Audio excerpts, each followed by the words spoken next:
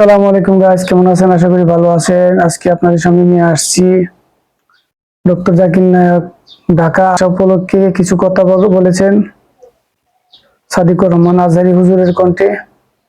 উনি বলেছেন, বর্তমানে বাংলাদেশে কোনো দলাদলি করার প্রয়োজন নেই।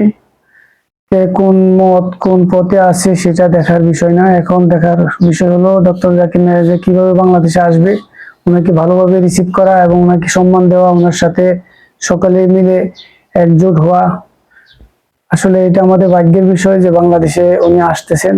তাই এই বছর যেহেতু আসতেছেন, আমরা সবাই যেন ওনাকে একটু সম্মান করি এবং বাংলাদেশের প্রশাসন যেন ওনাকে সাপোর্ট দেয় এবং ওনাকে যাতে বাংলাদেশে আসলে কোনো যায় ঝামেলা না হয়।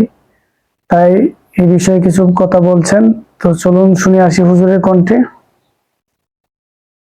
আগামী ২৮ তারিখে বাংলাদেশে আসছেন ওয়ার্ল্ডের প্রথিতযশা একজন দাঈ ইলাল্লাহ, যিনি আল্লাহর পথে মানুষকে ডেকেছেন অত্যন্ত ইখলাসের সাথে। ডক্টর জাকির নায়েক তিনি বাংলাদেশে আসবেন। এই বিষয়ে আলেমদের করণীয় কি হওয়া উচিত? আলেমদের করণীয় হওয়া উচিত, ওনার এই আশাকে কেন্দ্র করে আলেমরা অবশ্যই এটাকে অ্যাপ্রিশিয়েট করবে নিশ্চয়ই। কারণ এমন একজন দাঈ সারা ওয়ার্ল্ডে প্রতি বছর গড়ে ওঠে না, শতাব্দীর ভিতরেও কখনো এমন দাঈ পাওয়া যায় না। আমি আল আজহার বিশ্ববিদ্যালয়ে যখন সবেমাত্র ছাত্র হয়ে গেলাম, আমার পরিষ্কার খেয়াল আছে তিনি আল আজহার বিশ্ববিদ্যালয়ের একটা দাওয়াতে কনফারেন্সে তিনি এসেছিলেন এবং সেখানে বক্তব্য রেখেছিলেন। আল আজহার বিশ্ববিদ্যালয় উনাকে দাওয়াত করে নিয়েছিলেন ওয়ার্ল্ডে দাওয়াতি কাজের এই অবদানে উনাকে স্মরণীয় করার জন্য, সম্মানিত করার জন্য। তো আলহামদুলিল্লাহ, উনার বিনয় আমি একেবারে কাছ থেকে দেখেছি, ছাত্র জমানা থেকে। উনি উনার একেবারে হোটেলে ডেকে নিয়ে একেবারে স্বাভাবিকভাবে কথা বলছেন। আমি কাছ থেকে উনার পোশাক দেখেছি, একেবারে খুব সিম্পল সাধারণ পোশাক তিনি পরেন। সাধারণের ভিতরে যেটা সুন্দর হয়, অনেক সময় সাধারণ থাকার ভিতরেই সৌন্দর্য ফুটে ওঠে। তো উনার মতো একজন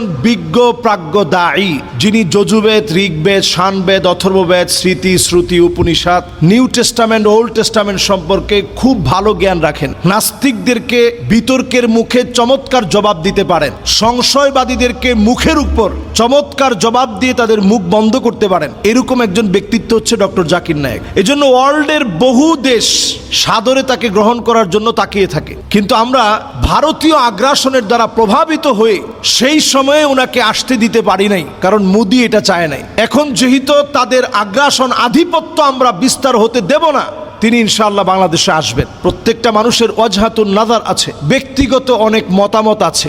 সব মত যে আমার মানতে হবে তা না। আমি ওনার সাথে নামাজে দাঁড়িয়েছি, আমার ছাত্র জীবনের কথা বলছি, ওনার সাথে আমি নামাজে দাঁড়িয়েছি, আমি দেখেছি উনি নামাজের ভিতরে নাভির একটু উপরে হাত বেঁধেছেন। আবার যখন কনফারেন্সে গিয়েছি সেখানে ওনাকে দেখেছি। এরপরে আবার তাবলিগের মারকাজে তিনি গিয়েছেন। যারা ওই সময় আমার সমসাময়িক ছাত্র ছিলেন তারা সবাই বিষয়টা জানেন। উনি তাবলিগের মারকাজে পর্যন্ত বয়ান করেছেন। ওইখানে তিনি মারকাজে বয়ানের ভিতরে উনি একেবারে নাবির নিচে হাত বেঁধেছেন, তাহতা সররা, নাবির নিচে হাত বেঁধেছেন। ভাই, ইখতিলাফের তো দরকার নেই। এই জন্য ওনার অনেক ওয়াজহাতুন নাজার, যেগুলোতে প্রশ্ন করা উনি তেমন পছন্দ করেন না, এইগুলো বাদ দিয়ে কম্পারেটিভ রিলিজিয়ানের উপরে তিনি যে খিদমত করেছেন, এই খিদমতকে হাইলাইটস করার চেষ্টা করেন। এই বিষয়ে তিনি যে খেদমত দিয়েছেন, শতাব্দীতে এমন খেদমত কল্পনা করা যায় না। আল্লাহ তাআলা এমন বিচক্ষণ ওনাকে বানিয়েছেন। তো এই জন্য উনি আসতেছে, এটা আমাদের জন্য নিঃসন্দেহে আনন্দের বিষয়। আমরা আনন্দের সাথেই ইনশাআল্লাহ ওনার সেমিনার যেখানে যেখানে হবে, যদি সুন্দরভাবে এগুলোকে প্যাট্রোনাইজ করা যায় এবং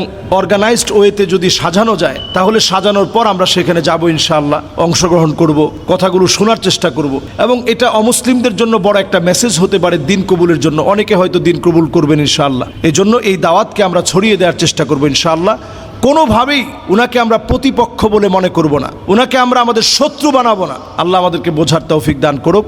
এবং এটা কিন্তু ইমানি দায়িত্বও বটে। নবীজি সাল্লাল্লাহু আলাইহি ওয়াসাল্লাম বলছেন, মান কানা ইউমিন বিল্লাহি ওয়াল ইয়াউমিল আখির ফালইউকরিম দাইফাহু, যে ঈমান আনবে, ঈমানের কথা বলবে, আখিরাতে বিশ্বাস করবে, সে যেন মেহমানকে সম্মান। প্রিয় দর্শক, আমাদের মেহমান আসবেন, যদি ভালো লেগে থাকে এই ভিডিওটা, তাহলে চ্যানেলটি সাবস্ক্রাইব করবেন ইনশাআল্লাহ। এবং আসুন, বাংলাদেশে আমরা যারা আছি সবাই কাঁধ মিলে, হাতে হাত মিলে হুজুর যেন বাংলাদেশ সঠিকভাবে আসতে পারে, ওনাকে সিকিউরিটি দেওয়ার ব্যবস্থা করবেন। আজ এখানে শেষ করলাম। আসসালামু আলাইকুম ওয়া রাহমাতুল্লাহি ওয়া বারাকাতুহু।